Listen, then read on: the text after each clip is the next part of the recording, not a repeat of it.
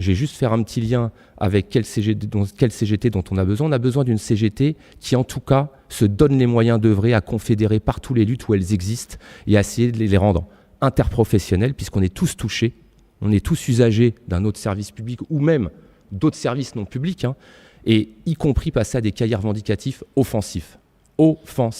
C'est-à-dire que dans le cadre des retraites, je vais donner un exemple.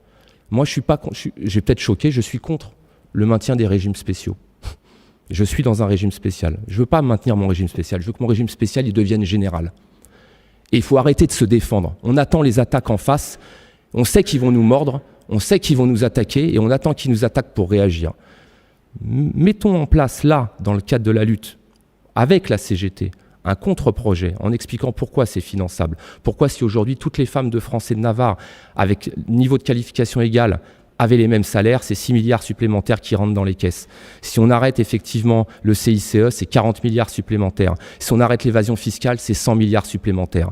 Ça veut dire qu'on peut financer des retraites beaucoup plus ambitieuses, partir encore beaucoup plus tôt pour l'intégralité de la population. Et si nous, on ne le porte pas, si la CGT ne le porte pas, personne ne le fera à notre place. Personne. Et il ne faut pas avoir honte ou se dire « Oh non, c'est trop ». Non, non. Quand nous, on a porté la revendication des 200 €, ça fait 1 an et demi qu'on la porte. Je vous assure, il y a 1 an et demi, les directions nous ont dit droit dans les yeux, jamais vous n'aurez ça.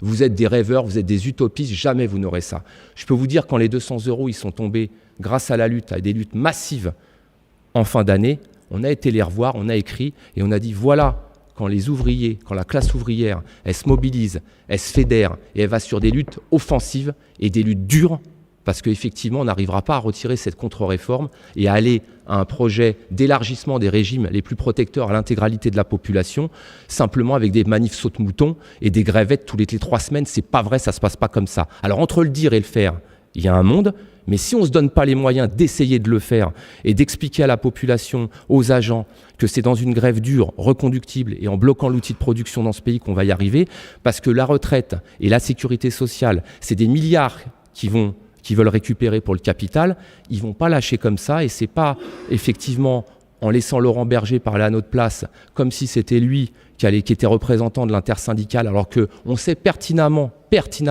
qu'un syndicat d'accompagnement comme la CFDT, c'est pas est-ce qu'il va nous trahir, c'est quand est-ce qu'il va nous trahir. On sait qu'ils vont quitter le navire à un moment parce qu'ils le feront et que c'est leur rôle premier de le faire. Donc aujourd'hui, il n'y a que la CGT qui peut compter sur elle-même, sur ses bases et organiser effectivement une lutte offensive avec un contre-projet en disant oui, c'est pas garder mon petit régime spécial, moi en tant qu'électricien et gazier, c'est l'élargir à l'intégralité de la population parce que chaque jeune dans ce pays-là, chaque personne en situation de retraite doit bénéficier d'une seconde vie digne et on en a les moyens et notre travail n'a jamais autant rapporté.